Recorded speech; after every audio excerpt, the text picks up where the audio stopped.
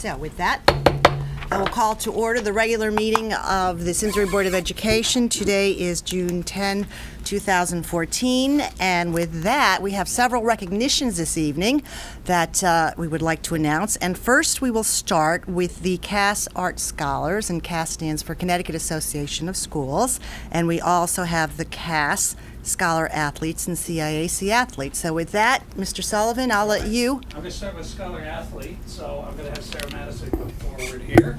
Unfortunately, our male Scholar Athlete, Phil Brown, has a conflict tonight, so he was not able to join us. But Phil, this is our year of distance runners becoming the Scholar Athletes. Phil, and in his own right, was captain of our cross-country and track teams, decorated athlete. Mr. Street got the records for me, so I just want to get Phil for the record. 11 varsity letters, 4-time all-conference senior captain, and a number of all-academic awards. Similarly, his female equivalent is Sarah Madison, who's an amazing student, leader, and athlete, and going to continue on with that. For the record book for Mr. Street, also 11 varsity letters. Interestingly, I actually will correct his records because he says they are all in track, but I actually know from dinner that she started in tennis and then made the move over once her running career in cross country and track started to show the promise to go to the next level, made that commitment fully to track.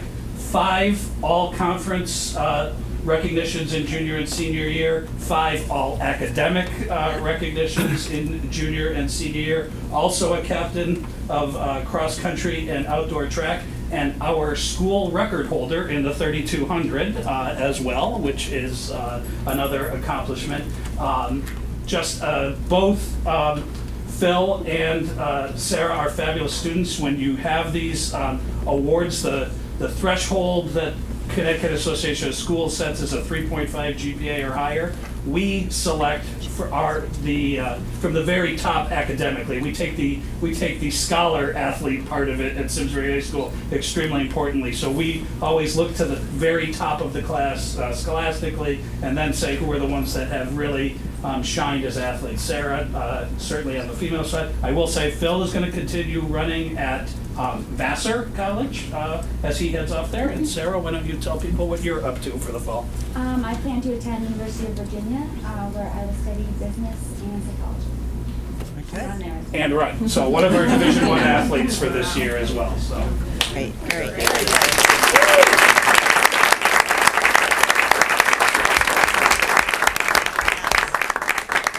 you can introduce your parents too. Yeah. This is my mother, this is my father.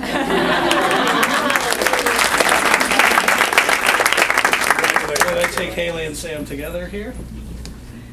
The other side of the coin from the scholar athletes that the Connecticut Association of Schools asks each high school is our scholar artists. And so each year we nominate one, unlike the athletic side, which is a male and a female. This just happens to be male and female this year. This is really selected as one in visual arts and one in performing arts. I'll start with Haley on the visual arts side, because I usually do this.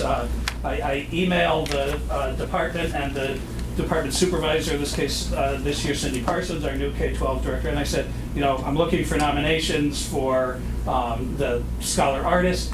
This was one of these emails that, how they pop back to you in 10 seconds, and they had her name already. It was they knew immediately where they were going. So, in addition to being a member of the National Honor Society, Haley has been a member of the Art National Honor Society, serves as the president this year. In terms of her work in the art department, the full gamut of all of our drawing courses, drawing 1, 2, 3, and an AP drawing portfolio. If you saw her booth at the art show, it takes your breath away. In addition, she has served as an intern in our Simsbury Arts Academy and a teacher in, I think, the summer that you're going to teach there. So has really excelled in that area, in addition to being a student who has excelled. And again, in a kind of a theme of this continuing at the next level, you talk a little bit about what you're doing next year.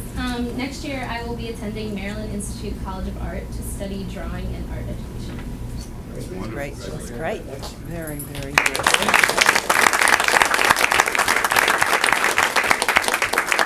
And our performing arts scholar artist for the year is Sam Kizabad. Sam is the leader and arranger of one of my favorite groups in Simsbury High School, our men's a cappella group, who were simply outstanding under his leadership and a few others this year. They're called the Unaccompanied Minors, and Sam is a lead in there, and as I said, he arranges much of their music.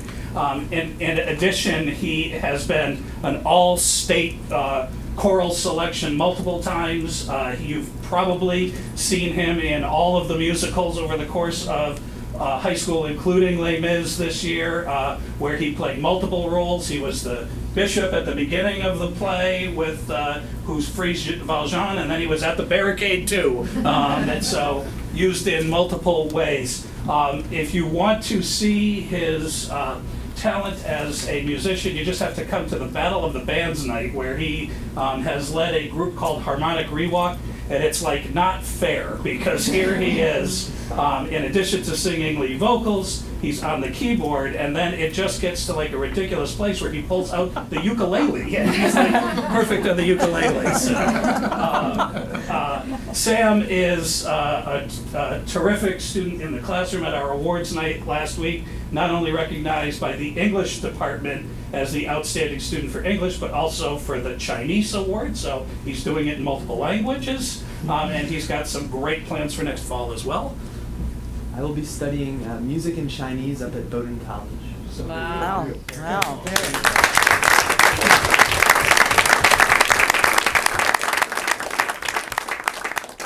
So those are our CAS honorees for this year. Great kids. Did you guys bring anybody with you? They Would you like did. to introduce? They did. This is my mom, Pat, and my dad, Doug. Congratulations. this is my mom, Lori, and my dad, Tom.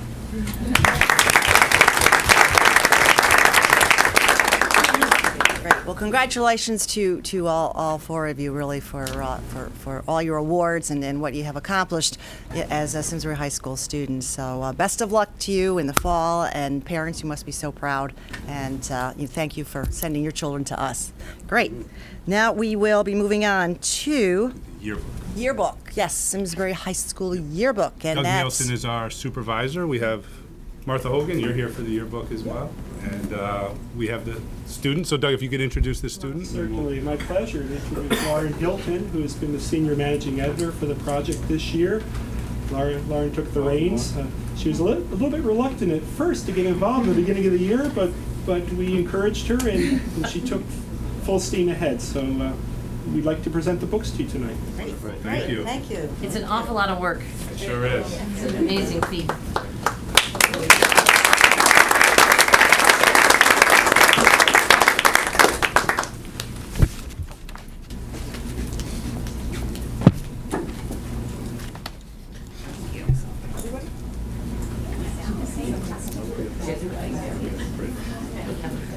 Thank you.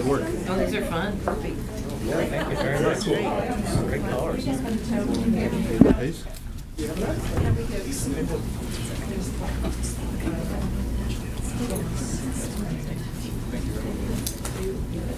Good. So Lauren, if you don't mind a few minutes, you want to tell us a little bit about as editor this year and editor-in-chief of the yearbook, some of the highlights are. Okay, well, first off, we had to pick a theme, and so we thought it was a great theme because we had one for class 2014, so we did one for the records, and we kind of went with going after the Guinness Book of World Records theme. So if you see the page numbers, they have little award kind of thingy, and then the front is just like the Guinness Book of World Records from a couple years ago. Look at this. Oh, great. And then one of the girls who worked on yearbook committee designed the cover. It's supposed to look like oil on water. Her name was Janet Galvin. And Great. Yeah. Now I understand where 1-4, the record comes from the Yes. signs that are on the lawns. Is that the same? Okay, all right, now I got it, so that's Put it great. together. Great, great, You great. spell all your names right? I got your picture. Oh, that's great. So, good, Thank good. you for all your efforts. Appreciate you Very coming out nice. tonight. Hope you Thank you. enjoy it. Beautiful. Thank you. Great. Thanks, Martha.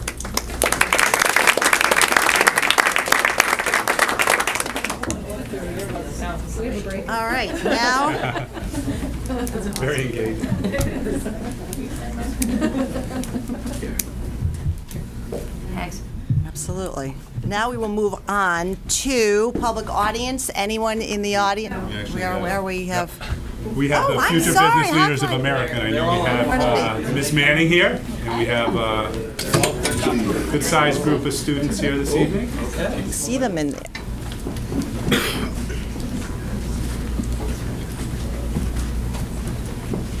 This is the team, huh?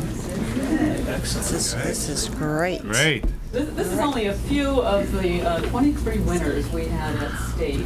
So just phenomenal performance, and actually you're going to hear a live performance of one of our students today. But just to recognize the students that did come this evening, we have Maxwell Skalski in the plaid. He was actually elected state president for the coming year. So Congratulations. That's great, and then great. we have State Auditor, currently our treasurer for the state of Connecticut, and national treasurer. And Caroline Smith, Kathy Mundy, we have Brendan Cajalad, Scott Nanzik, hope I remember all your names right, Tobias Gattinger, and James Schaefer, and Graham Lowry. And so several of these students are going on, in fact, 8 of us are going on to national. Oh, that's wonderful. At the end of June in Nashville, Tennessee. Oh, wonderful. That's great, great opportunity, so. Wonderful. Good, So- good. All righty. Catherine, Monday, participated in the Public Speaking 2 event, which is for juniors and senior students. And I was so impressed with her speech, I thought it might be nice if she shared it with you. That's great. Good. I'll time you. This is it. Wherever you feel, Wherever you wherever like. you're comfortable with. Are you sitting Okay. down or in front of the microphone or standing in the middle, wherever you're Wherever you want comfortable. I'll stay right here. There's been something on my mind for quite a while. So here, I have the opportunity to get that something out in the open. Ladies and gentlemen, I cannot stand John Mayer. Now, I'll qualify that statement in saying that my certain aversion towards him could be more accurately directed towards his music.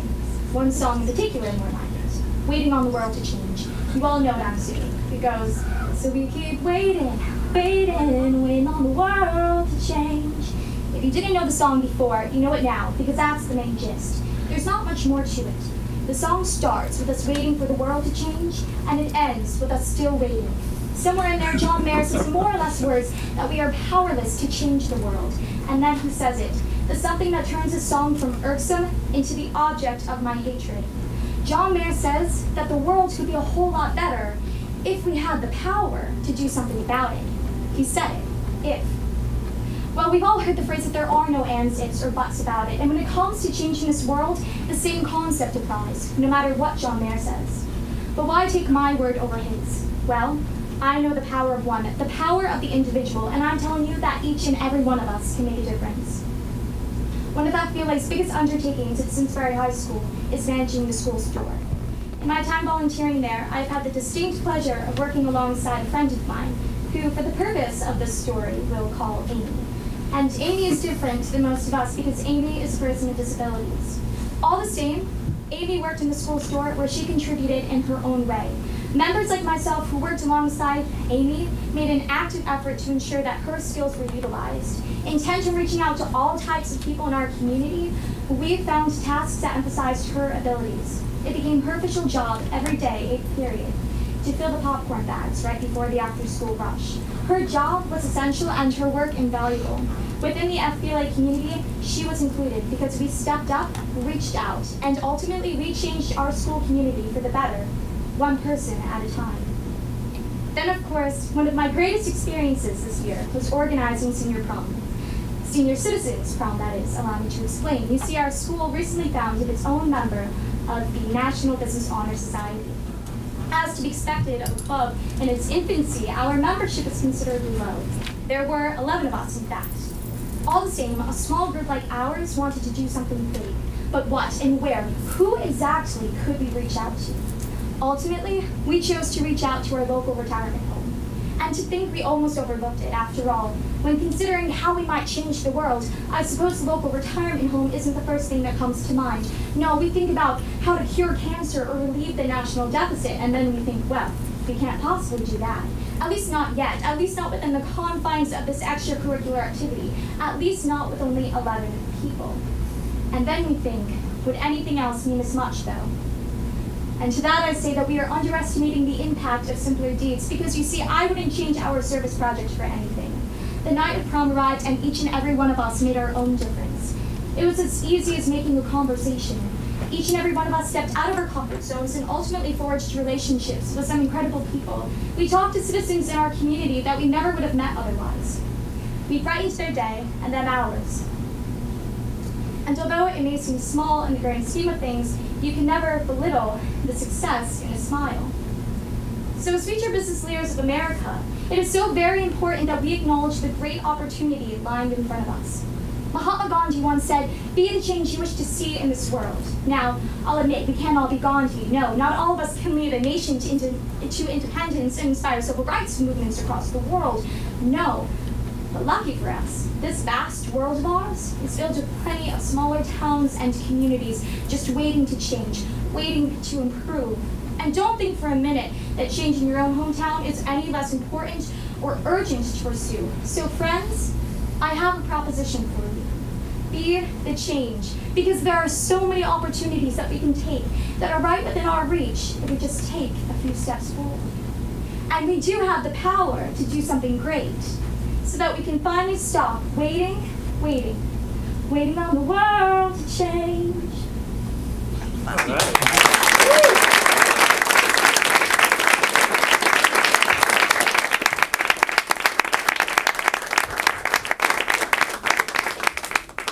So much. That was outstanding.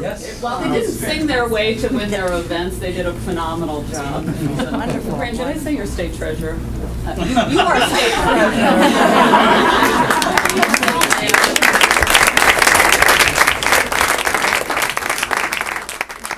Boys and girls, You guys thank you. highlight what categories you want in. Graham's here as treasurer, right? Treasurer, and I also got second in accounting too. First in emerging business issues. FBLA principles and procedures. Business ethics. I'm Grant, an active marketing advisor.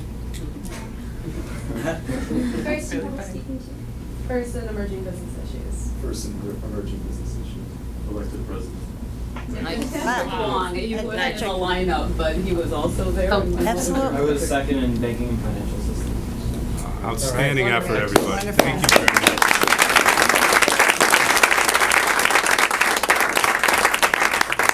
Thank you for coming out. I have to say, this time of year, as busy as it is, and I know it's crazy busy for the students, for the parents. Mr. Sullivan, I know for you as well. You're out almost every night this time of year, but it gives us an opportunity to really celebrate some of the wonderful things and accomplishments of our students, and that's why we're here. And the examples tonight, I think, on all fronts, from the athletic to the artistic to this group of students that participates in the FBLA, are just outstanding, and makes me feel very proud as superintendent of schools. So thank you very much for coming out tonight. Thank you. Thank you.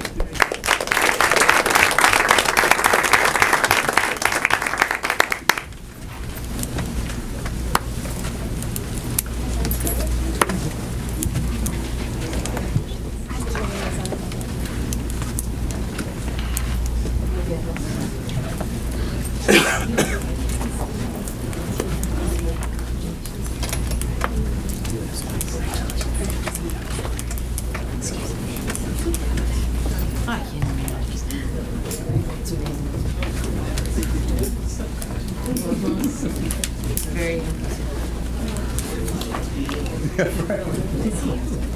Oh, we didn't take any pictures of any of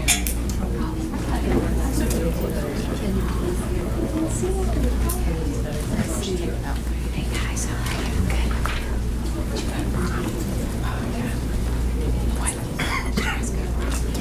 Well, that was a tough act to follow. Okay, all, you know, Everybody go. starting with a song.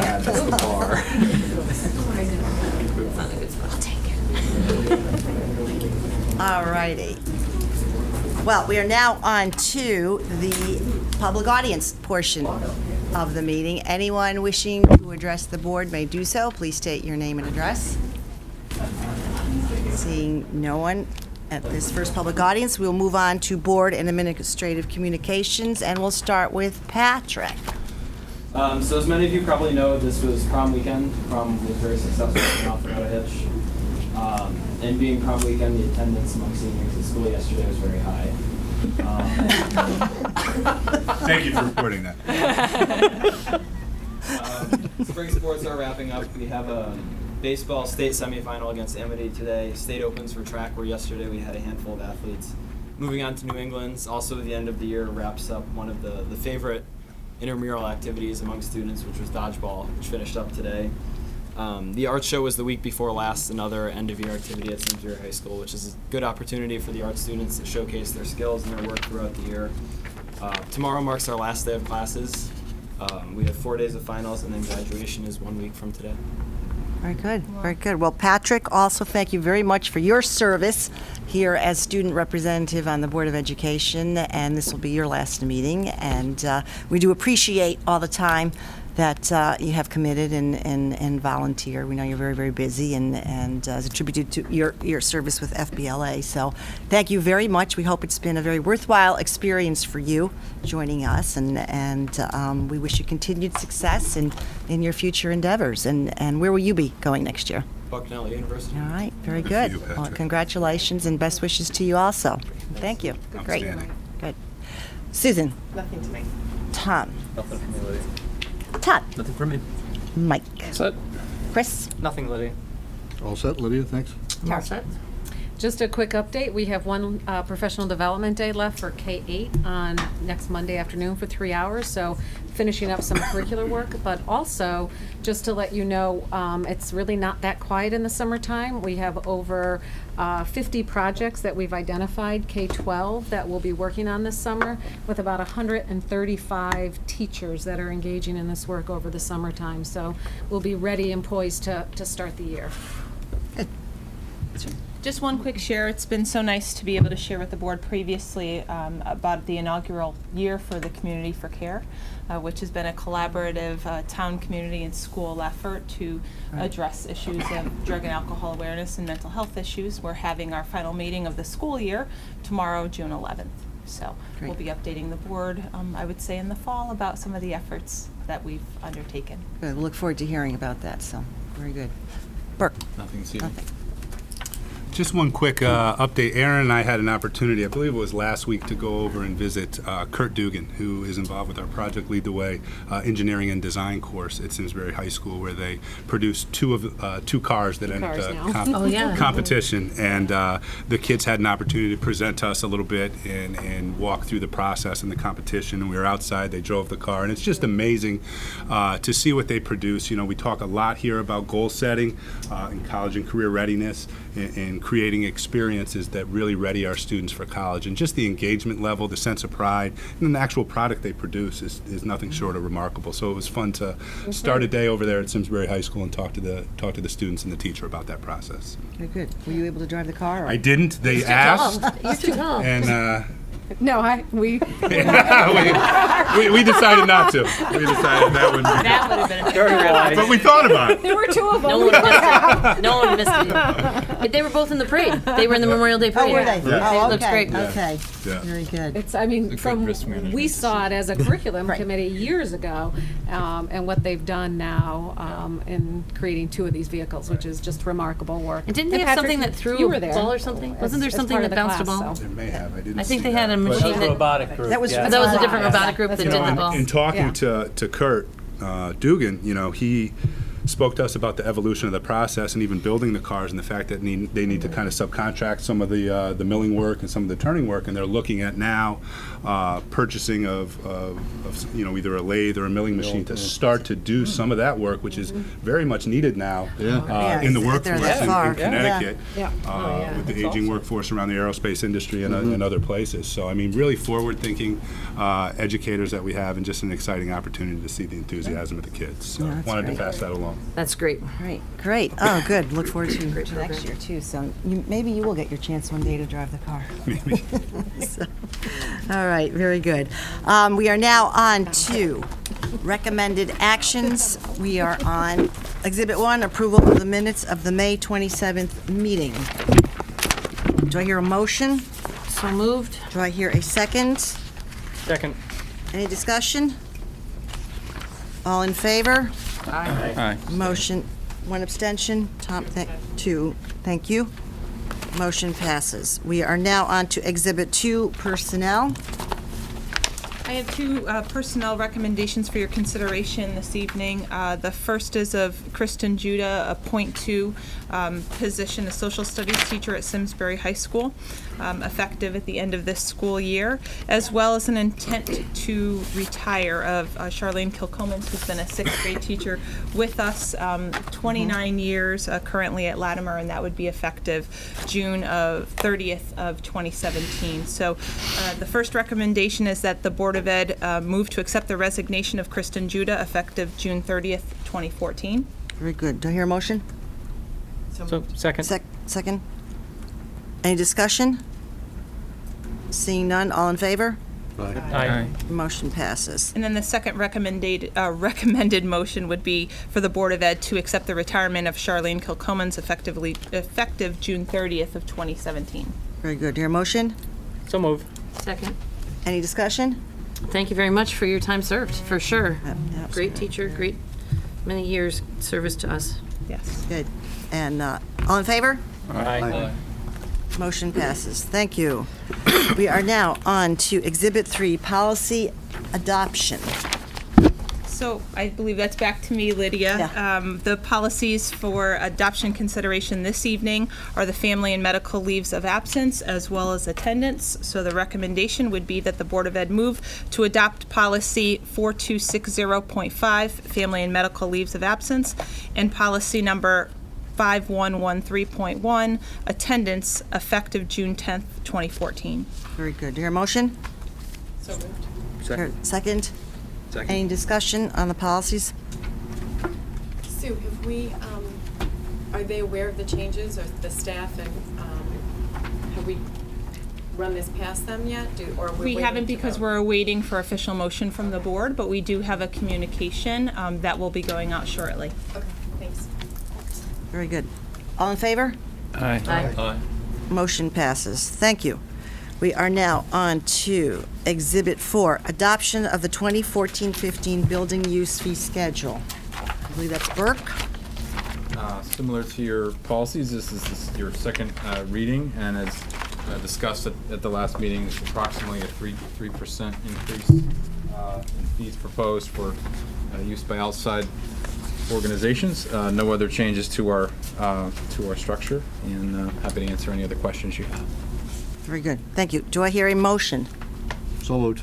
Second. Second. Any discussion? Hearing none, motion passes. Thank you. We are now, All in favor? all in favor? Aye. Aye. Thank you. Motion passes.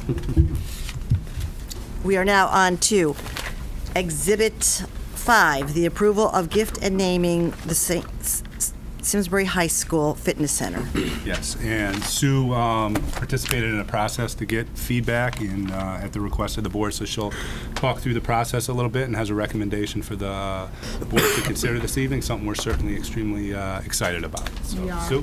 So just to give, again, a little bit of history review, at our April 22nd meeting, we accept a very generous gift from the Gridiron Club of $25,000. And at that time, Dr. Jan Girardi, the Gridiron president, also asked the board to consider their naming rights policy, as the Garrity family had come forward with a possible donation of $20,000. And they had been looking for a way to acknowledge their dad for a couple of years since his passing, and felt that this would be a really nice way to do that. So if you aren't aware of Thomas F. Garrity Jr., just share a little bit about him. He was a Simsbury High School graduate, played football all 4 years, and was definitely known as a grinder and somebody who worked very, very hard in that capacity as a football player. As an adult, he also did some scouting for Coach Lowndes, and was continuously giving back to the football program and also to the Simsbury community through his business ownership, but also his involvement in town government. So the committee had the opportunity to meet on a couple of occasions and solicit public audience regarding this consideration.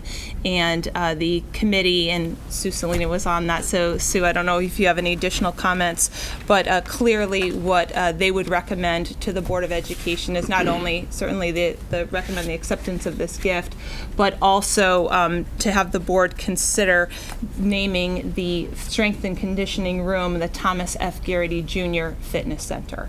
So we're really excited to make that recommendation to you this evening. I do know in the audience is Mr. Peter Finken, who's also an officer of the Gridiron Club, and who has just commented on the how great this is that we're able to collaborate on these efforts for kids. Thank you all. And as Ms. Lemke said, we're really excited to be here, not only for this donation, but for winding down our fundraising events here over the next few weeks, and then more importantly, moving forward with partnering with Mr. LeClaire on actually moving forward with the actual implementation of the new weight room. So we're excited to be doing this for the school and for all the student athletes and students. Thank you for all your efforts as well. Thank you. Thank you. Very good. Thank you. Do I hear a motion? I move proposed gift to Simsbury High School from the Garrity family in the amount of $20,000 be approved, and that the Simsbury High School Strength and Conditioning Room be named the Thomas F. Garrity Jr. Fitness Center. Second. Thank you, Mike. Any discussion? Can I just ask who else was on the? I know you mentioned that Sue was on the committee. Who else was on the committee?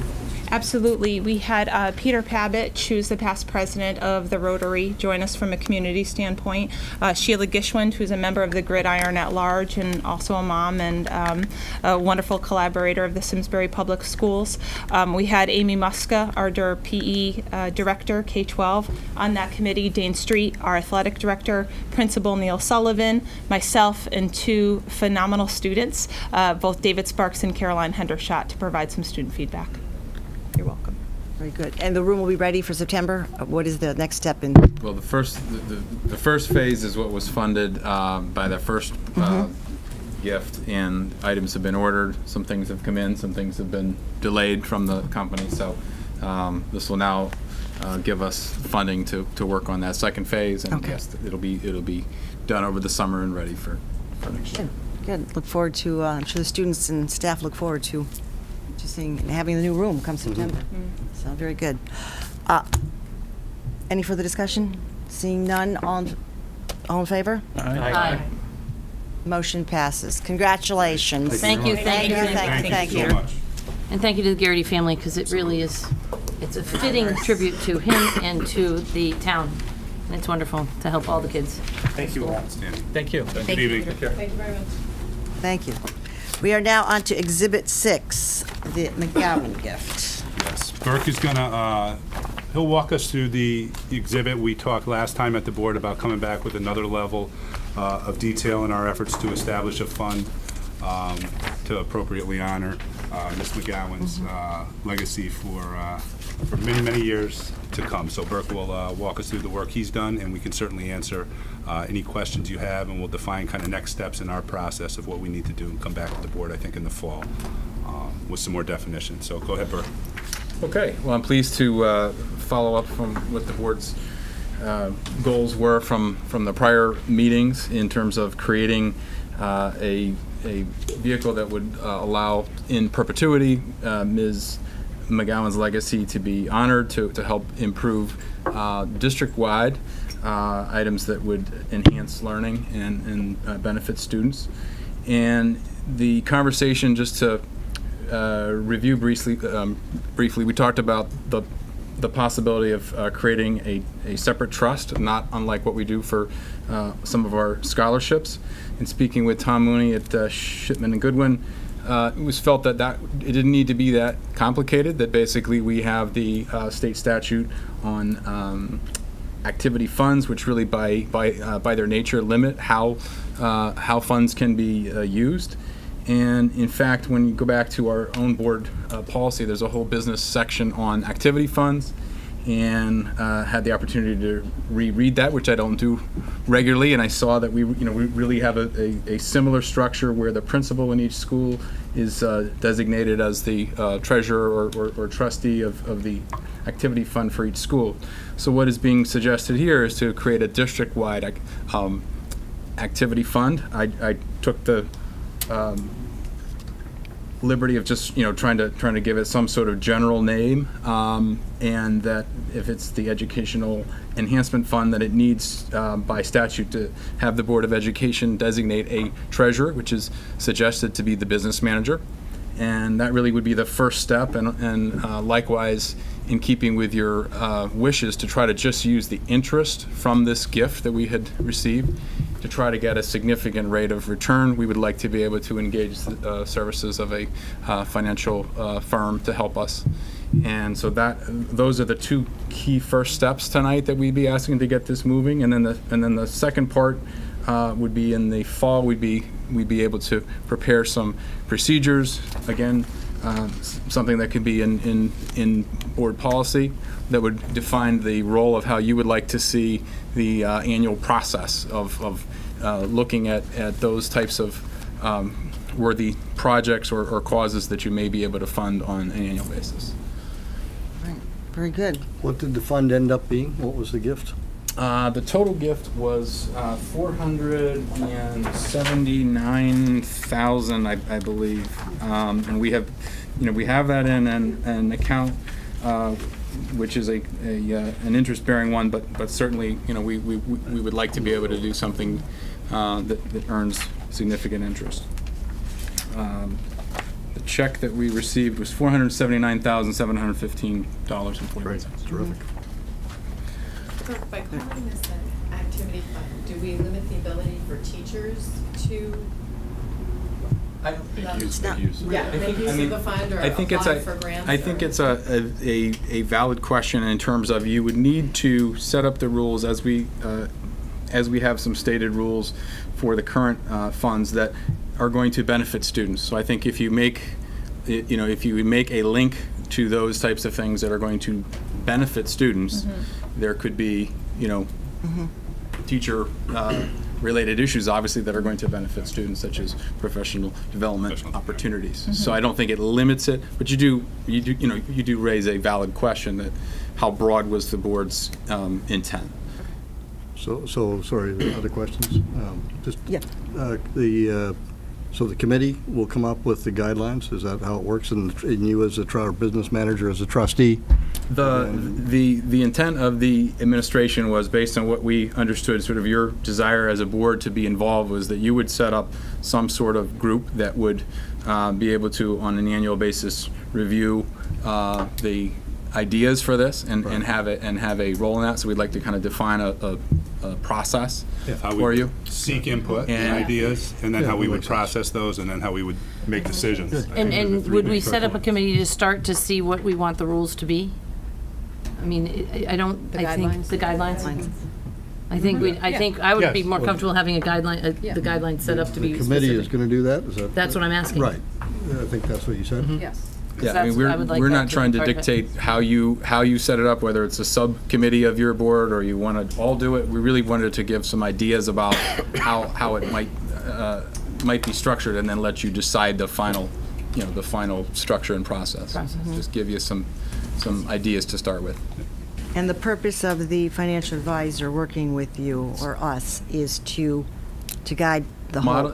Modeled after what we currently do with the town on the pension and Right. OPEB is to have professional management of, how do you ensure a higher rate of return than you would otherwise? And that's certainly not something that we would And typically be over- doing with No, activity funds, so absolutely. we'd like that.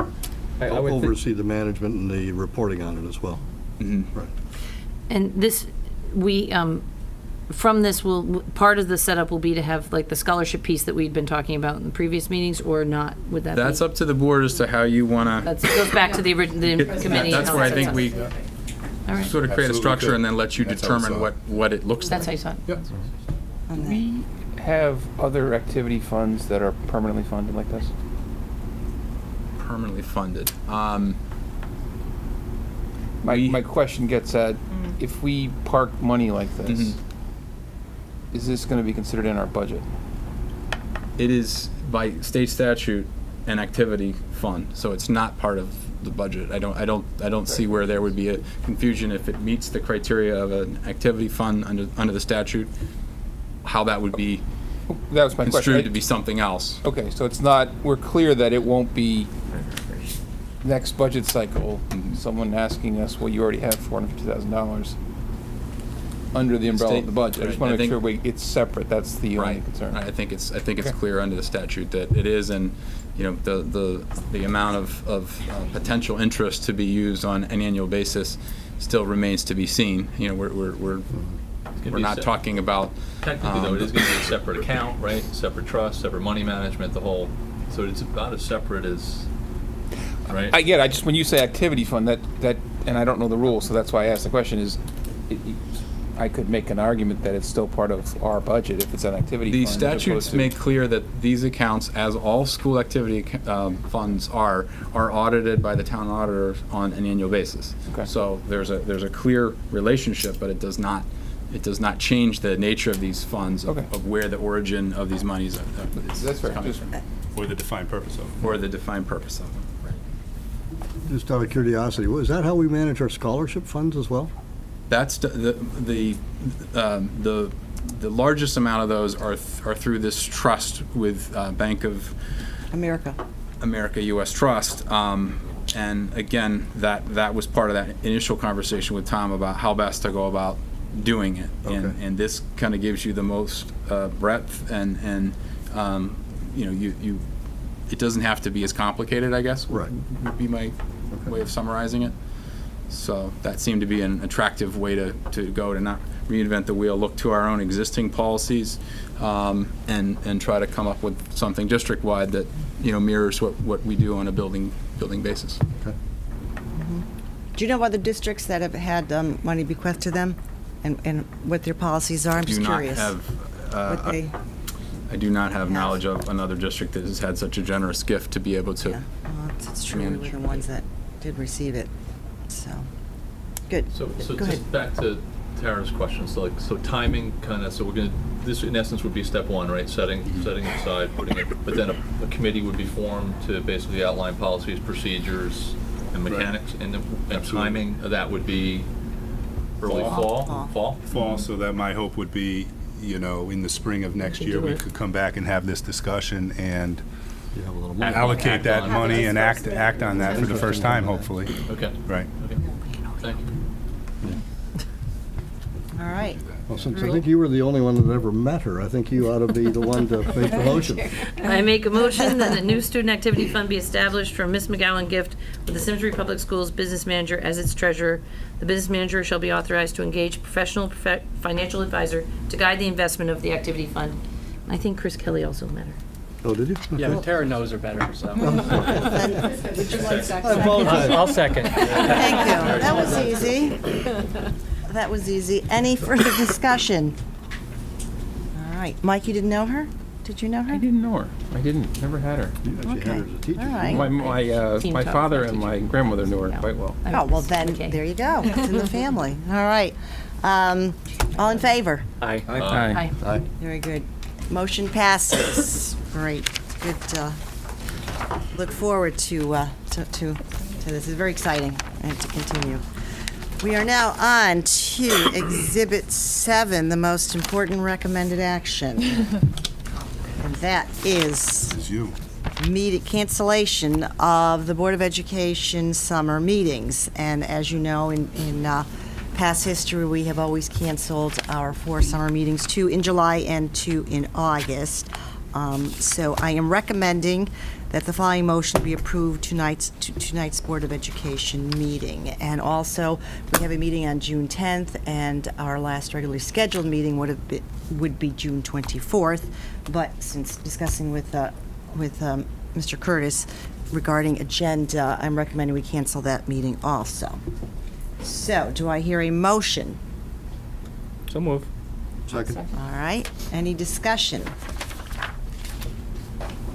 I'm sure you'll Should call be us all if you real need us. excited. No, I object.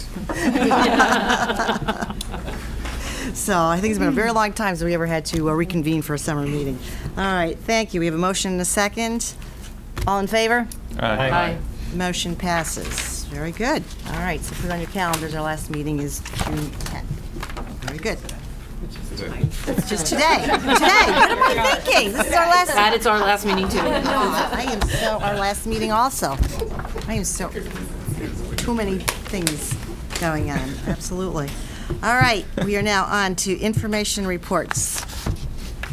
Exhibit 8. Great. So we're gonna turn this over to Aaron to talk about technology and implementation and the status report of where we are. We did a report last year, towards the end of the year, and thought it was timely to kind of give you a culmination of where we are.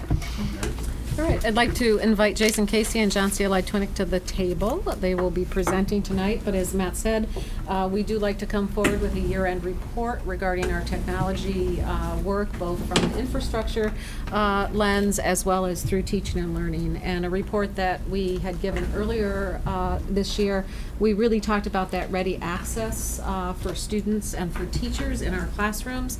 And as I mentioned earlier this evening, engaging in a number of curricular projects, we will also be looking at how technology can enhance those units so that they can be implemented in the classroom. So tonight we'll have Jason, who will begin speaking about the infrastructure aspect of the project that we know best, virtualization. He'll give us an update on the work that's been done over the course of the year. And then John Cia will finish up the conversation.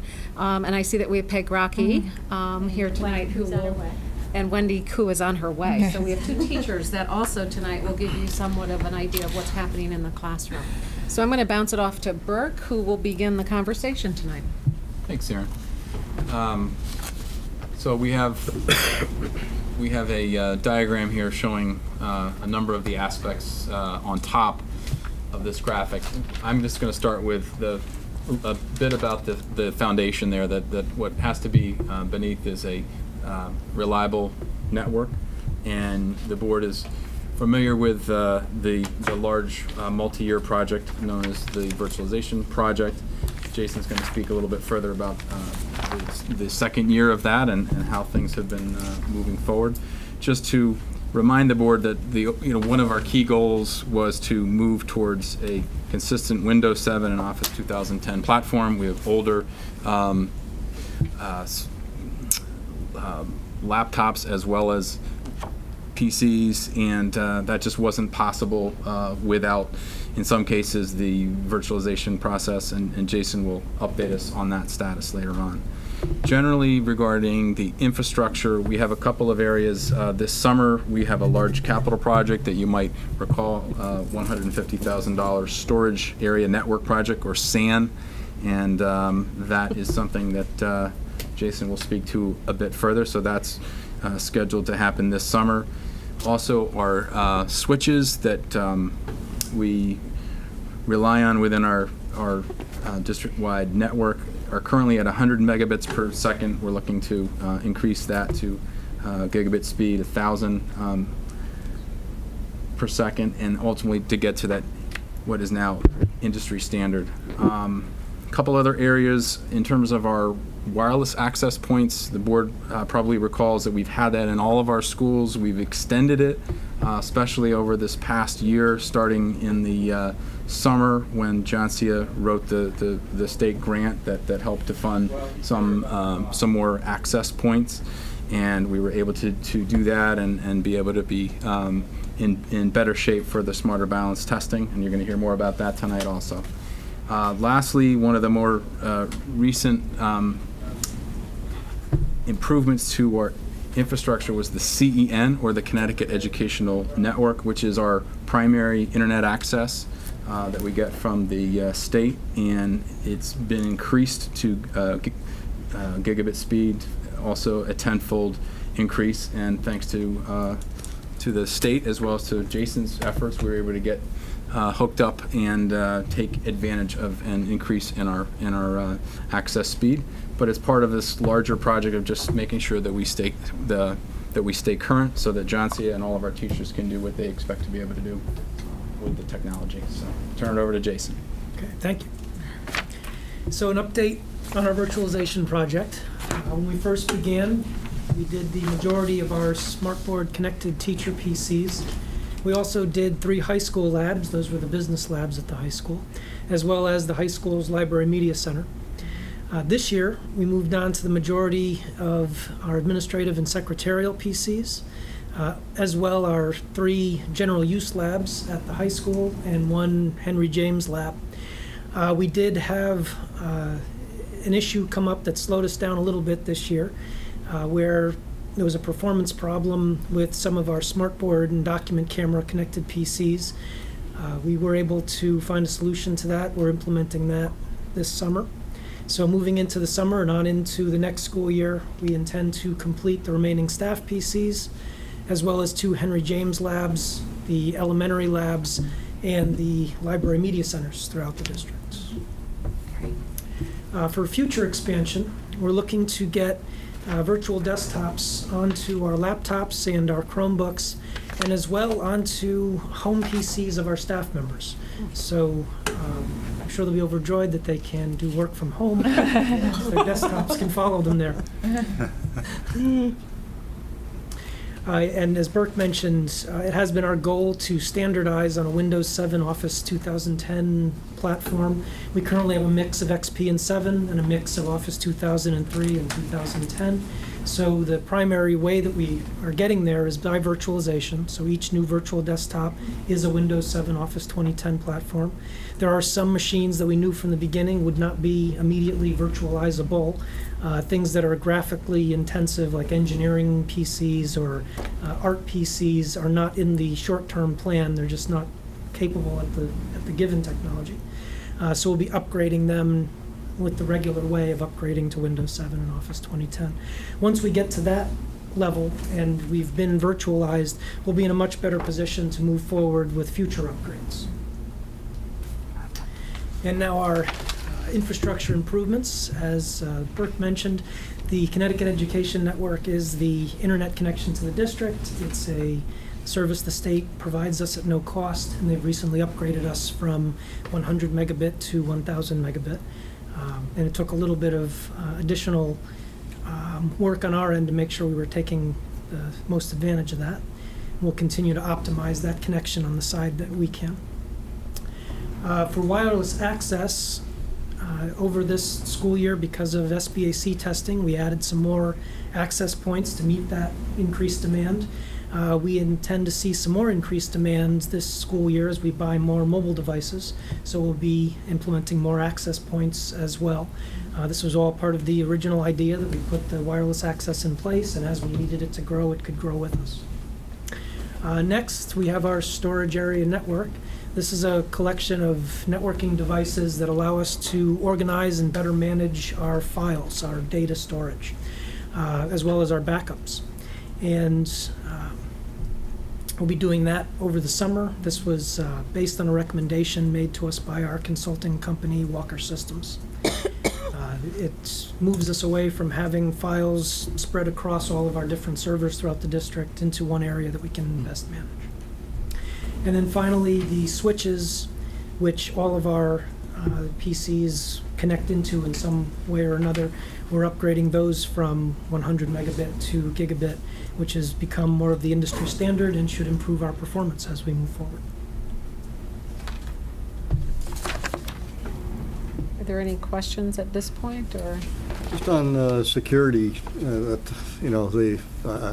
don't think there's any system out there that's hacker-proof, but I assume there's a big part of our effort that's focused on doing what we can and sort of adopting industry standards, so to speak, to prevent unauthorized access into student records and whatever else is on our system. Absolutely. When we began the virtualization projects, security was one of the primary concerns, and that's one of the reasons we went with a closed private system instead of a cloud-based system.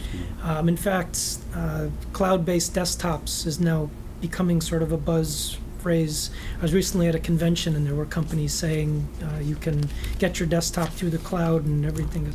When they went to do the demo, they couldn't get the connection out. And I commented to the person sitting next to me that how many CEN connections does your district have? Because we have one. And that becomes certainly the concern, the more privatized. And sort of a follow-up question, it seems like a lot of the incidents where data is breached, at least a number of them, occurs as a result of somebody having certain files on a laptop, and the laptop gets lost or left behind or stolen. Is there anything we can do to prevent, or are we doing what we can to prevent people from sort of downloading files like that and taking them home? An authorized user from moving data like that onto their laptop, other than saying, don't do that, it's bad ideas, or are we protecting that somehow? The system we have in place, in terms of just accessing the student records per se, doesn't make it particularly easy to pull that into something that you would take home to work with. It's one of the reasons we're pushing for having desktop access through the virtual system. So it kind of forces people back onto the network when they want to work instead of making a copy to take off. Right. But is there could you take a file home electronically? I mean, or little keys not allowed? You know what I mean? Or little thumb drives no longer. It is technically possible to do at this time. There's it hasn't been as useful. I would say it's almost security through obscurity, if you will, where connecting into the network is the way most of the work gets done. It's technically possible, but hasn't been. Burke, does our general liability policy have coverage for data breach? Do we know? I believe it does. I have not reread it recently, so it's probably worthy of review. That's a good point. You mentioned that there was a surprise that you've kind of addressed as you're going through this year. Have there been any others kind of that as you've gone through the past couple years that are kind of left, 18 months plus, right, going through this process that have either surprised you or, you're going to need additional resources to address and finish the project or anything like that? Are there any, red lights, if you will? I wouldn't say bright red lights. The issue that we recently addressed was a tricky one. It took us, I would say, the majority of the school year before we finally were able to get a good look at exactly what was causing it. As a result, it slowed us down and also may require some additional hardware purchases, but there hasn't been anything that's jumped out as a significant upcoming cost. Yeah, just with all the testing that we're going to need to be doing online, I mean, it's not a nice to have anymore. It's a must have, right? And we, when we moved the budget forward this year, I can't remember the exact amount, but we had the line item increase that would allow us to buy a substantial number of the Chromebooks for those very reasons. And we've certainly had good luck with that device, as it's been much used across the district. So that continues to put us in better position as we go through. And this pilot, I would call it pretty successful in terms of our first time through from a technological standpoint from SBAC. So certainly we'll have more opportunities to debrief on that. But to your point, very much on the forefront of our minds with what we're going to be dealing with, Just a couple of follow-up questions on with respect to contractors. Contractors at times will come in to help you, presumably. Yes. And can we take steps to make sure that if they have temporary access into the system, that we can make sure they don't have it doesn't become permanent access? For the contractors that we rely on for our emergency responses, if we have a network down, we do allow them to maintain a single access code into our system for that. If I had to make a late night call to get them So in. that's a vulnerability that we just have to live with? It's pretty what much. most Yeah, I know organizations it's- do, yeah. But we don't do that with every contractor. It's the ones that are on emergency status. Do we have a policy around this stuff? For example, a faculty member that just joins us, are they taught somehow as to sort of what they can and can't do on our system, download files and so on? Yes, and Chauncey. And I'm going to say that we also need, this is one of the things that I'm going to focus on next year too, is really looking at our policies that we have in place and making Right. the training there for teachers a little bit more so that it's right at the forefront for them.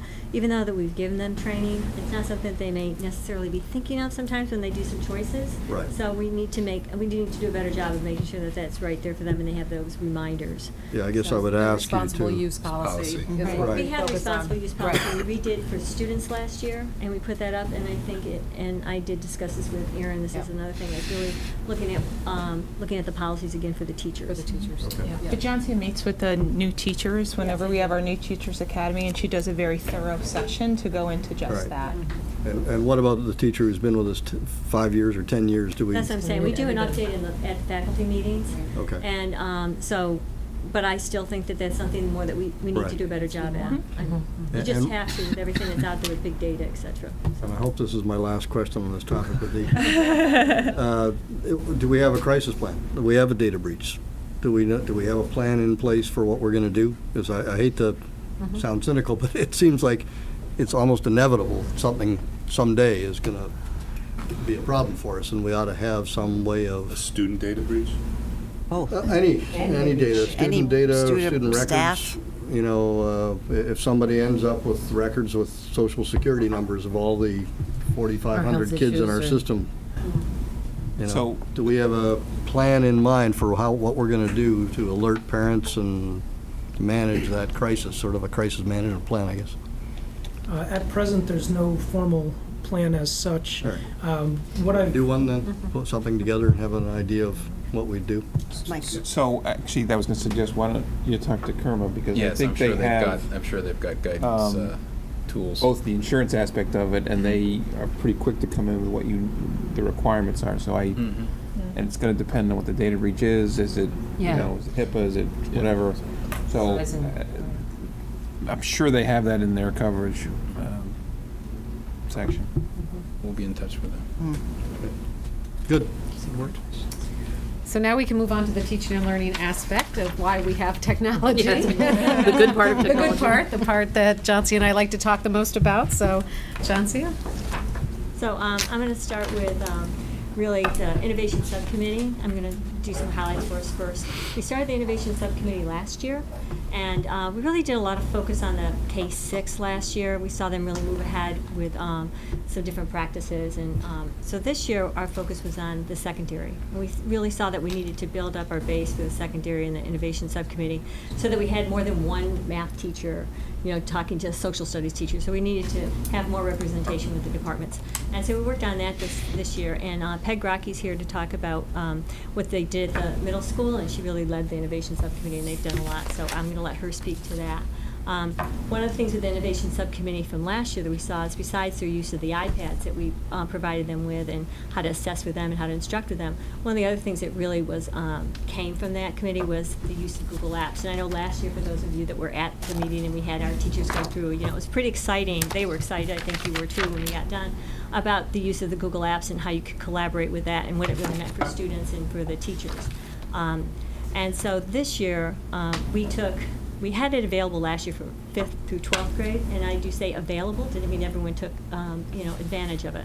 So this year our big push with our library media specialists and our innovation subcommittees members were to help support teachers so that they would actually start using Google Apps with their students. So I'm happy to say that all 5th through 12th grade students have an account with Google Apps. That doesn't mean that they have Gmail accounts, just to be, so you all know that, okay?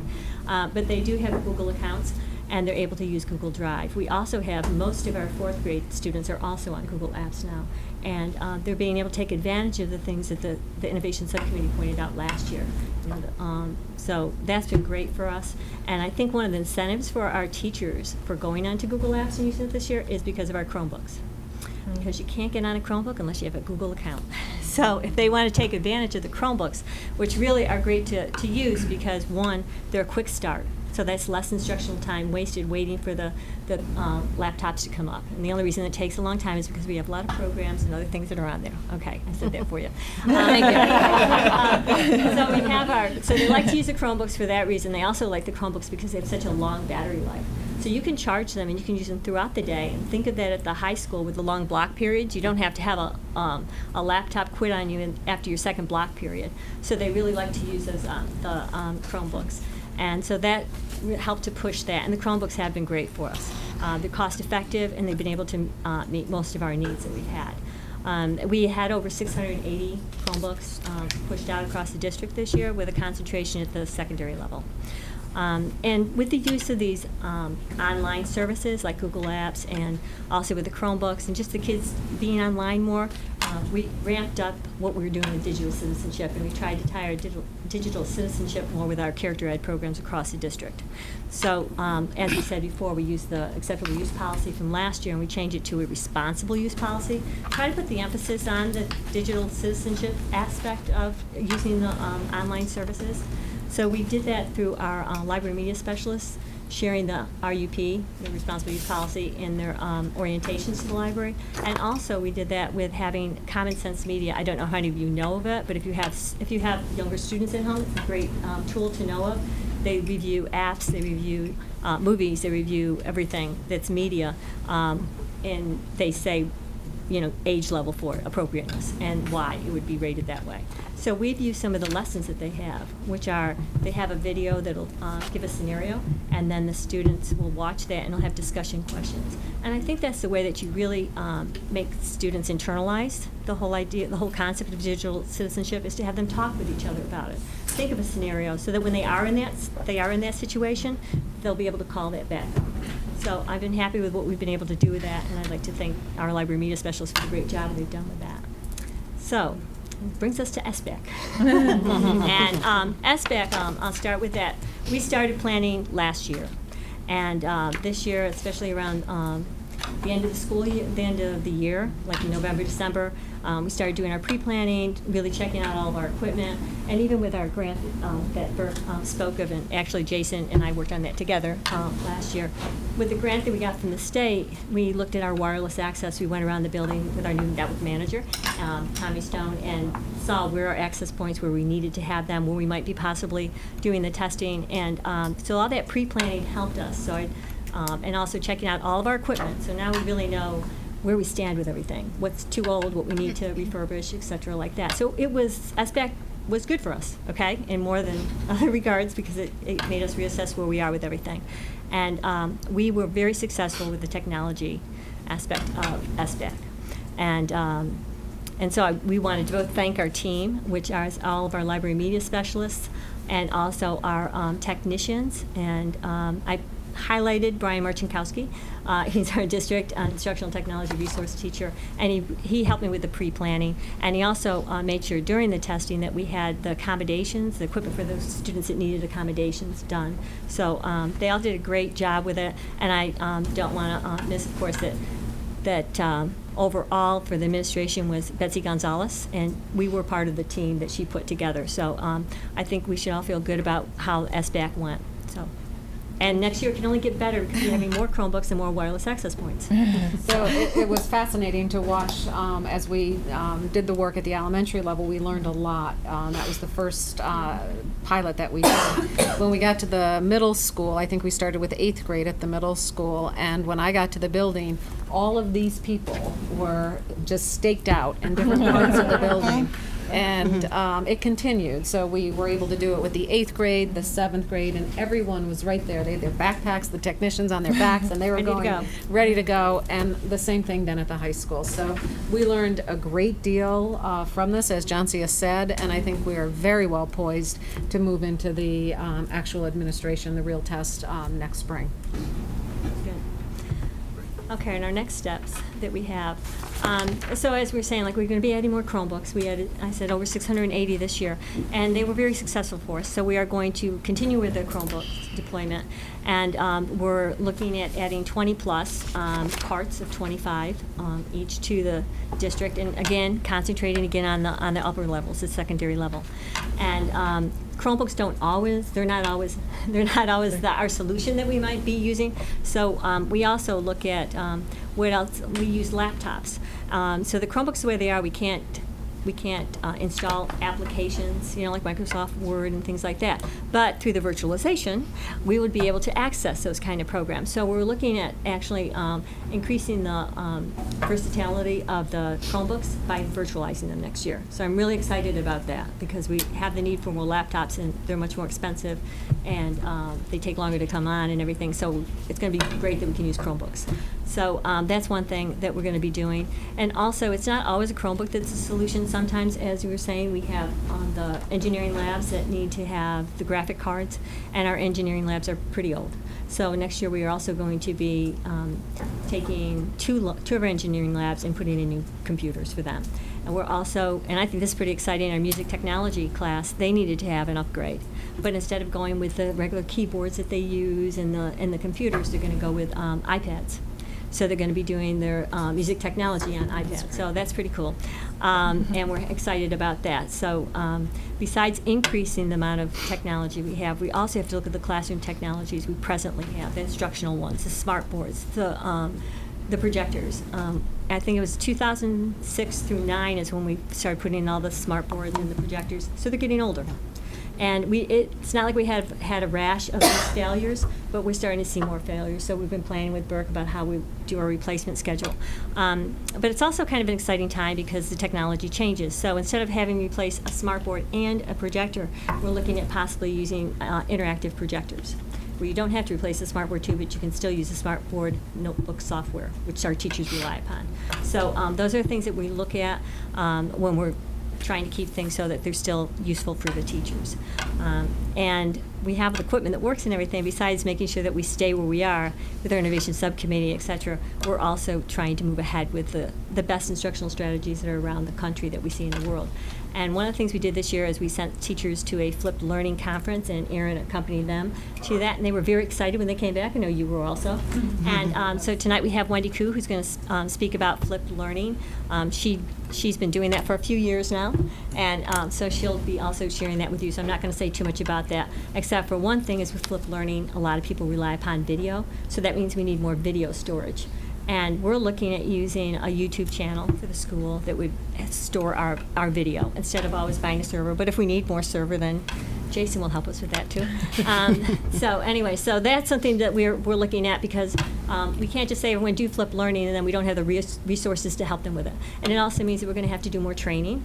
And this fall is when we're going to, we're going to flip. When we did our technology conference, instead of doing it in the spring, now we're going to do it in the fall. And this will be one of the areas that we're going to focus on. And as I said, we're looking more for cloud solutions. One of the things I think parents for kids that are in the elementary level will be happy about, one of the things that we're doing is moving from our Type to Learn program that took about an hour to download from the website to use a cloud-based solution, which is called Typing Club, which you don't have to do anything like that anymore for. And it will help our kids to be able to input better into the computers, which again will help us with not just for the testing, but so the kids that can work on the computers with their Google Apps, but it will help with testing too. And there's other solutions that we're looking at as far as cloud-based solutions. And just so that it saves us too with licensing, as I look at some of the expensive programs that we have that we use more district-wide, and as we virtualize, we have to add licenses to some of the software. We have cloud-based solutions now that are free for education, so that's really great. And also that's something I think that Peg will speak a little bit about, some of the cloud programs that we have. So those are our next steps. There's a lot going on. And I have Wendy here and Peg to share some of their experiences. And so if I can call Wendy to start with. Jason, you can. Yeah, I can. And could I, You want me maybe I to- can get that, or let me give you, at some not point, you're working. gonna have to put in a password for me for PEG. But we're okay right now. You just want to click on that? Yeah. Okay, ready?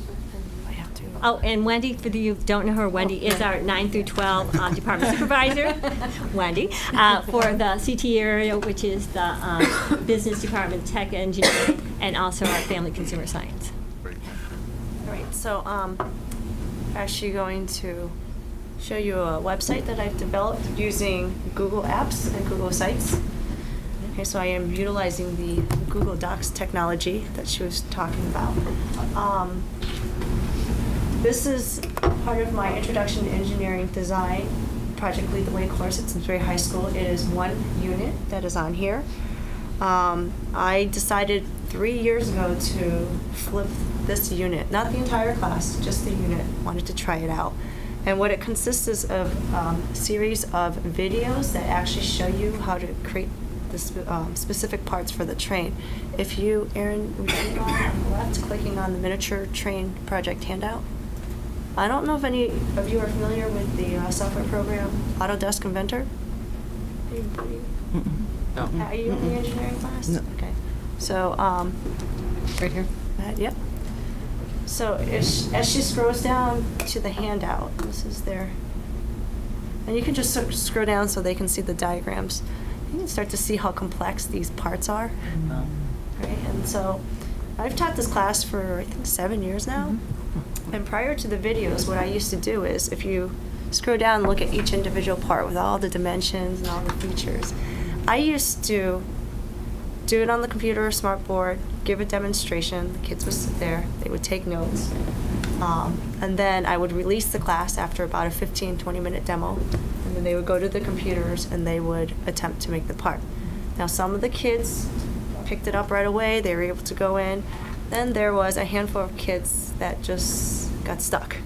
It was difficult for them, and then here I was going around trying to do mini group sessions to kind of reteach how to do those specific parts. So then 3 years ago I had the idea, and this is for another class, of using videos for tutorials. And so I tried it out. I went through, started to make some videos, and that will be on the website. So you're really challenging my technology. You're doing good, Where though, am I Erin. going? What do I do now? Back. Right here? Yeah. This is one of those tutorials. Yes, I mean, the tutorial just to. I knew I should have brought my wireless mouse. Go to part I could give it 5, and I'll kind of play this. I know it's, you guys have to turn, but I can talk as the video kind of plays. Do you want to Oh, click here on it the second one? Lower. This machine is not virtualized, just so that you know. I got mine right here. You got yours running? Here you go. Okay, here we Alright. go. So you can turn the sound off and just kind of let it run if you Yeah, want. I don't think we and have then- sound Oh, plugged okay, in. So perfect. we're good. Okay. Perfect. So a few reasons why I gave this, why I wanted to try this, was because obviously if you can kind of tell from some of the steps that they're in, this is a complex software program, and it was. I wanted the students to have an opportunity to be able to go back or be able to pace on their own. I wanted to meet the needs of all the students, not just the ones who picked it up right away, but also both. The ones who picked it up right away and let them have a chance to move on with the other tutorials, or the ones who needed more assistance, they had the opportunity to rewatch the videos. And it helped with the pacing of the unit and the course. So on the site that you see, and this one's kind of running, but if you see on the left-hand side, each part has a video tutorial. They are not all created by me. And there's a reason for that. I don't like the sound of my own voice. I will admit that. So I actually had, the one that you guys are watching now that's showing is actually done by another teacher who teaches Project Lead the Way in the country. And he had posted it. I reviewed it, and I said, okay, he did an excellent job, so I posted that. The one above is another video that is done by a high school student here at Simsbury. He was an honors level student. He was one of those students that went ahead, and to differentiate the learning, I had him create some videos for me that we then used as teaching materials. So the other students actually really enjoy watching his video. I'm sure they did. Yeah, and we went through the scripting. of, what he should say and patterns, but this, they're really good at the technology, so. And I had a student teacher at the time, so she created some videos. And the work drawings, if you go to work drawing, train body, and you see they get more technical. I did that one because I didn't want any sound. So that's just me, if you just play through, and now it says without narration. And it goes through the motions of how to set up their part file on a work drawing. What I like about this is that I've actually played this up on the smartboard in front of the class, and I've actually stopped and paused it and talked through points. So I wasn't doing it simultaneously. I was able to discuss what was going on in the video with the class, and then they could go back and review the motions afterwards. I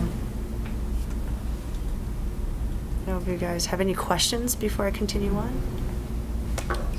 Yeah, the definition of like a flipped classroom, right, is where kind of students are kind of going at their own speed and they come to you with questions, issues, and concerns. Is that kind of how you're defining it? I just want to make sure I'm tracking with you. I can talk a little bit about that. Okay. Well, it's not just a matter of, it's kind of like let's think about lectures that you might give. Instead of giving a lecture that's just like getting the content to them, you may videotape some parts of that, and so then they can get the background information. You might even embed some questions into that video to make sure that they're actually following it. And then you can also, that's one way of getting the background information so that during the class time, you can actually do that kind of critical thinking activity with the students, or you can be walking around and being more of a coach to them. And then the other way is what she did with this one class, what Wendy did with this one class, is creating those how-to step-by-step things, because it's so rote, and you don't want to keep going back to the kids and going back to the kids. So those kind of things lend themselves to a video, but it doesn't have to be just through video. You could be doing some kind of handouts, you could be signing them some reading or something, but it's kind of getting that information to the kids that they need in order to do something. So it's more of the application you do in the classroom at that time. And that can happen outside of the class. And that can happen outside the classroom. And also for those kids, like what Wendy was saying, for the pacing, let's say that you're in a class and a student gets stuck on something. They can go back to a video or they can go back to a handout, and they can have that responsibility of knowing that I'm in charge of my learning and I can go back to this. So I think that that's part of the beauty of flipped learning. And there really isn't one size that fits all. When we were at the Flipped Learning Conference, there was Melissa Lestaca, who's a second-year math teacher, and what she had done is actually videotaped herself the lesson that she was doing that day. So rather than the substitute teacher having to teach the content, they all had Chromebooks in the classroom, and she was talking to them. And there was a little moment when we were at the conference where she thought, oh my gosh, they can't get on the YouTube, but through Chromebooks they were able to. It was very successful. I followed up with her. And so the teacher was actually teaching the lesson, and the substitute was monitoring the class. It was very successful. So the answer is there's a variety of different ways, but it's having that access outside. And now Melissa has a math lesson that she can use repeatedly now in other ways. And students can refer back to it. I know that you Right. put Like things on your referring back to it. website. Yeah. I was going to give. Do you have access, do the kids have access to all of this from their home computers as well? Yeah, they have access to all these videos are accessed through YouTube. So you can, somebody who teaches us somewhere else can access your videos? Then they have other. Well, That's the beauty of it. Secured too, because they're the HTTPS, right? So that means it's a secured, the site, the Google site has a S on it, right? Yeah, I created it through our Through Google our- Docs. through our Google site. Using my Gmail account through Simsbury. It's really cool. I was going to give some points on my results just to give you my anecdotal experience on this. So the 3 years I've used this, I've noticed it really did help with the pacing of the course. I didn't have to keep going back. I kind of mentioned this earlier. The students who were far advanced, they were able to go through, who got really excited, wanted to do the next part, wanted to move on. And there was a few incidents where a few students who would ask for my assistance more often. When I did my formative rounds and I came around and I saw the student got stuck and I said, do you want help? Kind of watch him. And he's like, nope, I got it. I really just wanted to figure it out himself. And it gave me more time to go around to more individual students rather than being with one student for an extended period of time to explain how to do something. And I did have one student who was out for extended medical leave, and now he's been able to come in during his study halls and after school. And I mean, you do have to Have spend, access to the yes, materials. has That's access great. to it, has been doing it at home, and just needs the time to watch the videos and go through it. So, and did you want me to talk about chief architect quickly? Or? You could do that quickly. Okay, is that linked on here? So, as Johnsy had Oh, you have mentioned. to type it in. Oh, you do? Yeah. Do you know how to, do you want to just go? Up in the URL address, if you could just type in chieftutor.com. Right here? Yeah. So Johnsy had mentioned earlier, and you guys can kind of observe that this is more of a step-by-step process. This is And complex. it's all one word together.com. Thank you. So this is more complex. After this, after this unit, the students get to design things using the software program without that step-by-step tutorial. So these are the skills that they develop.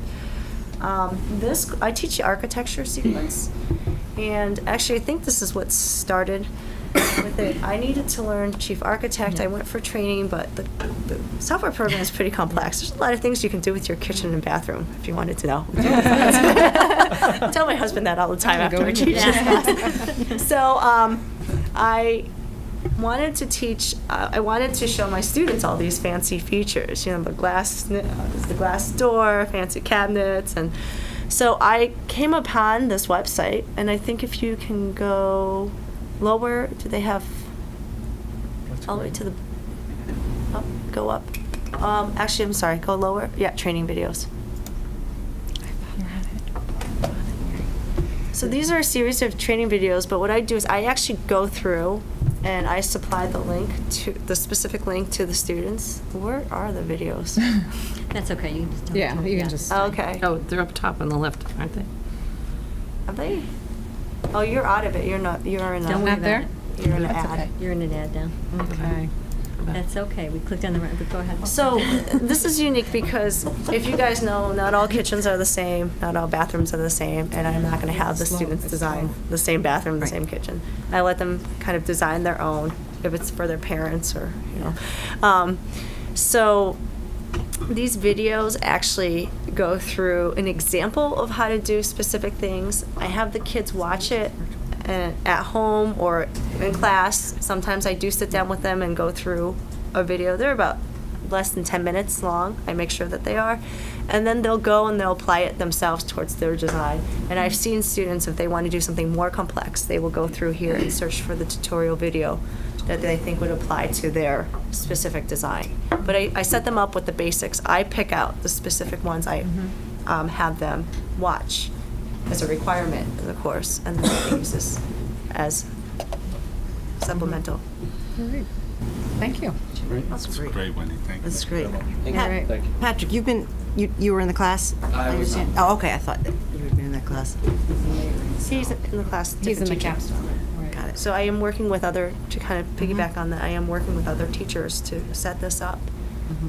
And the videos are a lot of work to make, so that's why I kind of set up Building this. that initial bank of resources is It is. Once you have Yeah. it, though, this is my third year implementing it. It's nice. Yeah. It's great. It's very nice. So But I think it's the other helpful. thing that Wendy just demonstrated is that you don't have to always create everything. There's such a there. wealth of resources out there online that people are happy to share with you. That all you really need to do is you just go through and you make sure that they are what you need. You audit them, and Oh, then yes. you know that you can use them. So. Yeah, that's the part. That's the tricky part. Yeah, that is. But you have to make sure you do that. So that's great. All right. Great. Thank you. Thank you, Wendy. And Peg Grocki is here, our library media specialist extraordinaire from Henry James. And so she's going to speak to the Innovation Subcommittee, and the thing is, with more work, okay? Because I have the computer here. So Bring it over. I'm going to let you talk first, and then... You want to come over here? Sure. I'll give it up. No Transition. Remember the comment I made about some of the ways of wild eating refreshers? We really need a chair. We had 12 members on our Innovation Subcommittee at Henry James this year, and it worked out really well. We had a representative from each grade level for the core content areas. We had 2 teachers from world language and 2 reading specialists. And one of the things that I think helped was the fact that we met after school, and everyone was willing to do that, but we were also provided with 2 professional development days, which really allowed the teachers enough time to go deep into these different technologies and find out which ones would align well with their curriculum. So one example of that is the pbslearningmedia.org. We had a social studies teacher who explored that on one of our PD days, and she found things that would work for her students and brought it back, and it just was fabulous. And when you talk about flipped learning, this was another example of that. John is going to log me in, and then I can share with you. But the students were able to access it at home. So what she did for the first one is showed them in class how to do it, and then when she did it a second time, she had them do it at home and then come back in if they had any questions, and she picked up from there. So that access from home and school was great. The students liked it because they were able to pace at their own rate. And so one of the ones that she did was about the powers of government, and that's a very long and involved lesson, and sometimes the students need to go back and hear it again. So this was a great opportunity for them to review. The students also liked it because when I talked with them, they were saying that they were able to go back and they were able to take some of the quizzes again that I'll show you until they really felt like they had mastered the material.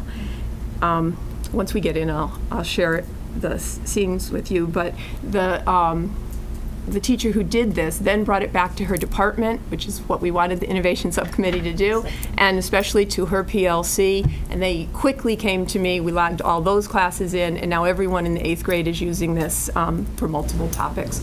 So if you will just go to social studies topics. And then slavery? Yeah. Okay. The reason that the teacher who was using this, Brenna, liked it at first was because of wait a minute, up a little bit. Okay. Right I there. went too Slavery. quickly. And the freedom. Yep. Okay, thank you. The information is provided in text, in audio files, and in video, short videos, which is very much in keeping with the way the Common Core is looking for us, or the Smarter Balance Assessment is providing questions for the students. So that was giving them some good practice. And if you just click launch, they'll be able to see. I'm sorry, if you want me to click. Middle. Right, launch Right in the here. center, Okay, great. yeah. I'm helping. Aaron, help The teachers were provided with a teacher's guide and a scoring rubric for this, so they got an overview, and if just scroll a little bit, John, and there's you can go. Sure. Yeah. Good luck with that one. Yeah, we're down to the computer factor. It's really, yeah. It's very slow. It's not Aaron. Okay, it's well, slow. so it's going to Take note. provide an overview, and then it's going to give students background vocabulary. It then would have them read an article. They might do a short essay. They might answer questions. Oh yeah, maybe. I'm just afraid this is No, going to I take too don't much think I would time do for us that to yet. get Okay, going. don't even worry about it. Yeah. Yeah. Anyway, But so I it think was the- very successful, Right. and the students responded to it well, and that's one of the things that I think that we liked very much. It also has science topics in it, and so we look to expand this next year, and it's also free. It's free. So that's a nice. So we like that. Go back to the point.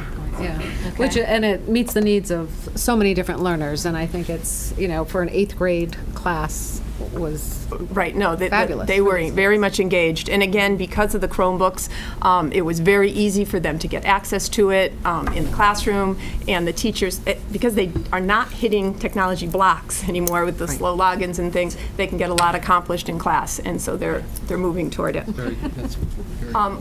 Two other teachers, our reading teachers, explored newsela.com, and they loved this site because the articles are current articles that you'd find out in magazines and things, but the students and the teachers are able to adjust the Lexile level, so you're going to be meeting the needs of all the learners in your classroom. These two teachers brought it back to their PLCs in social studies and science and ELA, and the teachers really grabbed onto it. We used the free version this year, but we're looking to use the paid the pro version for next year because it has even more features in it. So, for example, Peg, when you talk about the Lexile levels, so if there's an article Right, just click on that zebra. It will be fine. So if there's an article on wildlife, you can get a variety of articles at different reading levels. It is the same content, but just at different reading levels. And so it might be simpler sentences. It might be that they add a sentence in that describe a clarifying sentence, I guess. So if you look at So this is at this level, okay? Yeah, that's right. So, and then we're going to go down a level. 2 levels, so. Go down, yeah. So you can see the text changes. Right. They actually have people that kind of rewrite the articles? Yes. And so the teachers were able to get to this level this year, and they were able to print them out if they wanted to have multiple copies in their classroom or have the students read online. The pro version, John, so if you go up to the top and you just click on the binder, see where it says? Yeah. Oh, no, all the way at the top, the black one, sorry. All the way here, thank you. Okay. I'm going, that's So I've made a pretend class just to see what this would be like, because we didn't have the, So that's a problem. Jason's taking notes. Jason's right there. Taking It notes. says to ask our IT staff. Town hall is not on the Connecticut. I love that. Your IT staff. All right. So would you like to talk to us about it, Peg? For just a few highlights. So there are quizzes provided throughout, and they are aligned with Common Core state standards. So teachers can decide that they want an article based on content, based on a particular standard, and then they'll see what's available there. They can then, in that finder that works well, they can assign it to their class, and the students have all logged in. All they have to do is put in a log number, and they're part of that class. So they log in and they are assigned that for reading. The teacher will then get back their quiz grades, will look at what students are reading above the Lexile level or below grade level, and how you can teach into some of those things. So I just think that it has great potential to help us track student progress and just monitor how well they're doing. So these are the kinds of things that will be captured in the units as they continue to revise and update the units. Peg, one thing that Aaron and I have been talking a lot about is, innovation takes time, right? Yes. And how teachers traditionally plan for a lesson and the really neat things you're doing with your students, and Wendy, you with yours, is going to force us to think about our time differently. And we've talked a lot and committed a lot of resources in our district towards professional learning communities, and certainly value that. But how we align our professional development, how we bring our teacher teams together so they can share these ideas is more crucial now than ever, because, John C., as you referenced, the information's out there. Do we have the time to pull it together? Do we have the time to prepare to really impact student achievement and impact student learning? And that's something that we need to continue to think about as we are structured in our kind of traditional time frames. So we're pushing each other and our thinking on that, and really looking at how we align our resources from a professional development standpoint to try to free up more time and to allow differentiated teachers. professional development, because we've got some Right, really just like top-tier students, right? teachers. Our teachers, yeah, absolutely. And we're Yeah, good happy to point. help with that. And just We're the happy to last help thing with that I wanted to say. I want to give some professional time for that, because there are different ways, structure that we can put in place to help teachers with being able to get these best practices. That's right. Just the last thing I wanted to mention was the use of Google Apps at Henry James this year. I think that we provided building-based professional development for all the teachers, and then anyone who was interested, and then also our innovation subcommittee was trained in it. And the majority of the teachers now are using Google Drive and presentation over Word and PowerPoint. I think the teachers see it as a positive because they can provide that ongoing feedback to students while they're creating their work. The students are able to share paperlessly with their teacher, so nothing is lost in middle school anymore.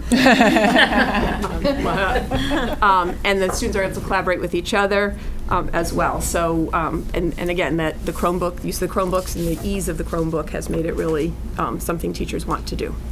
And this is one thing that, as far as how to get some PD out there, and you said it quickly, but I just want to emphasize too. No. I want to emphasize one of the things that our library media specialists started doing this year, especially at the secondary level, was saying, okay, these 2 days, for instance, I'm going to put aside, and I'm going to be open for anybody that wants to come down during the free period or whenever they can.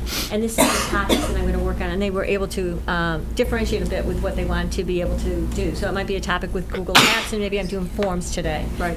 Or maybe this is a level that I'm going to be addressing. So we're trying to find other avenues in order to, give teachers this experience and to have the time with them. And so the one-on-one really helps. And it got some teachers to step in the door where they might have been afraid to admit that they didn't know how to do something. Right. And so you could also, or they would say, I can't make that one, but, and then you could set up a private time to train them. So it worked out very well. Thank you. That's great. That's great. Very exciting. Let's moving on. Thank you. Thank you very much. You're welcome. Thank you, Jason. Thanks, Wendy.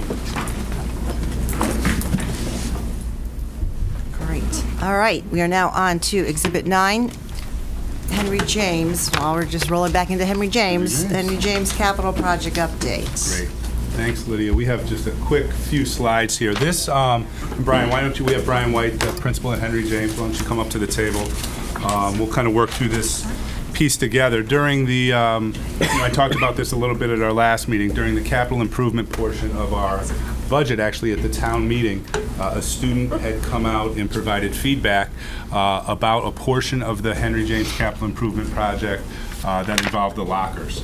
So this is conversation that actually ensued at the next Board of Finance meeting that Burke and I had attended, where the Board of Finance requested that we go back and at least have a conversation at the building level a little bit with Brian White, the principal, to get feedback from students about their perspective on the project. Brian also took this opportunity to talk to a parent group and his faculty group as well. So, this action tonight, or this conversation that we bring to the board, is really at the request of the Board of Finance to follow up on what they had asked us to do. And just to kick things off a little bit, the first slide, to provide some context, goes over really what this interior hallway improvement project was. A value of $280,000, included a variety of things: removal of the carpet, installing new floors. A portion of it was locker replacement, original lockers in the building, a lighting upgrade, and ceiling replacement. We also had the Henry James front office relocation, which was more of a security measure separate from this, but we talked about while we're in the front portion of that building, the building definitely needs some attention, and the board had supported this project as they moved it forward. The Board of Finance didn't vote this portion of the project down. I want to be clear on that. They just sought some clarification. So we come tonight, and Brian was going to share a little bit of the process. Leave it to you for questions, but what we would see, if we can come to some consensus and you feel comfortable with this, the administration certainly still supports the project.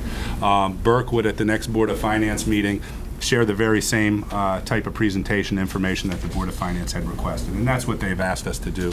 So we want to make sure that we're following up on that request. So, Brian, I'm going to kind of kick it to you for the next 2 slides. You can just share a little bit about the process, and we can answer any questions that anybody has. Absolutely. So the student petition really presented us with a pretty good opportunity just to engage different groups in some discussions around the proposed improvement measures at our school. And as the superintendent pointed out, that process involved a series of different meetings with just various stakeholder groups. I had the opportunity to meet with parents on my PTC. I had an opportunity to meet with members of our school leadership team as well as our Briar faculty, and I had several student meetings with different groups of students at Henry James, some of them from our leadership academy, some from our student council. Many of those students were signers of the petition.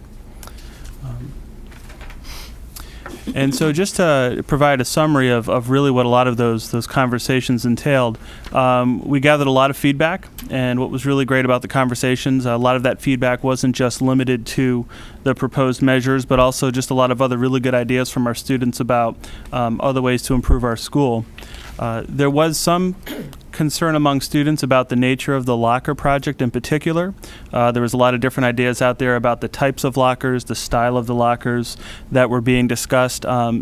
Most students had concerns about smaller lockers or an up and down configuration, which is different than what we currently have. And so we had a chance to talk a little bit more in detail with those students about what the lockers that we were talking about would actually be. And that's the traditional up and down style, very similar to the type that we currently have at Henry James, only slightly different in terms of dimensions. They'd be a little larger and obviously a newer locker.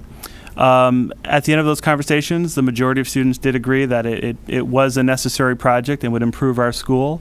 There was some differences of opinions, as you would expect, with a large number of people. So some students still felt that their lockers were okay, but most did agree that the new lockers would definitely be an improvement overall.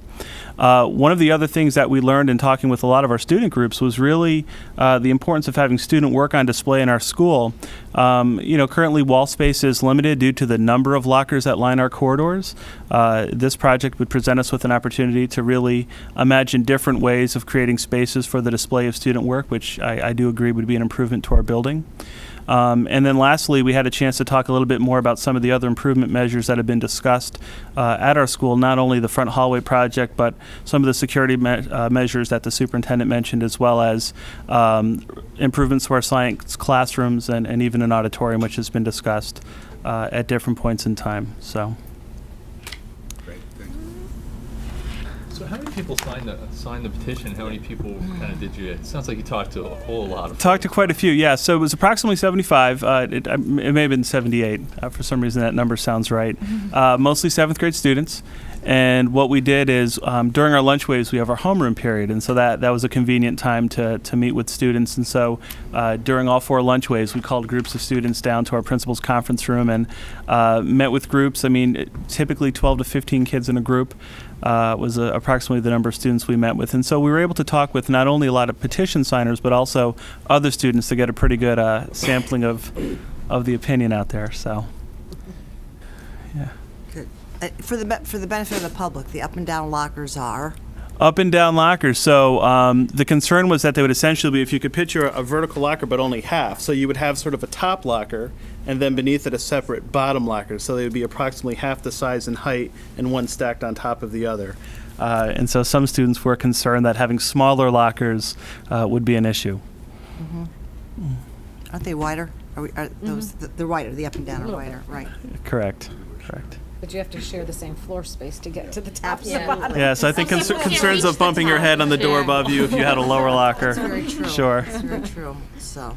Right. All right. So, well, very good. Thank you for having that discussion. As we also were at that meeting with Board of Finance, so we did. Right. I think several of us were there, and they did show their concerns. So, meeting with the students, hopefully, it's clarified what their initial concerns were. So when is the next Board of Finance meeting? I think it's the 17th, correct? Okay. Yes. So Isn't- this will be presented to them So now? Burke would plan on attending that meeting. Brian, Oh. are you? It's graduation. Yeah. Brian going too? Brian going too?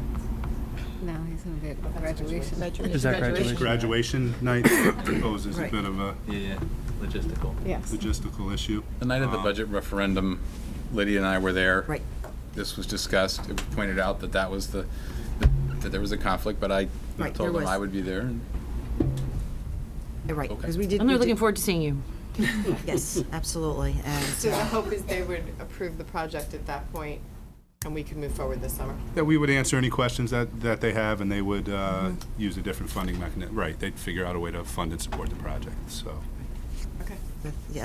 as we heard, the original concern Yeah. was just about the student petition. And obviously, the safety factor is really important. Absolutely. Correct. And you having met with those as we directed and spoke with them, and I think, if you're not coming to graduation, you can accompany Burke to the meeting.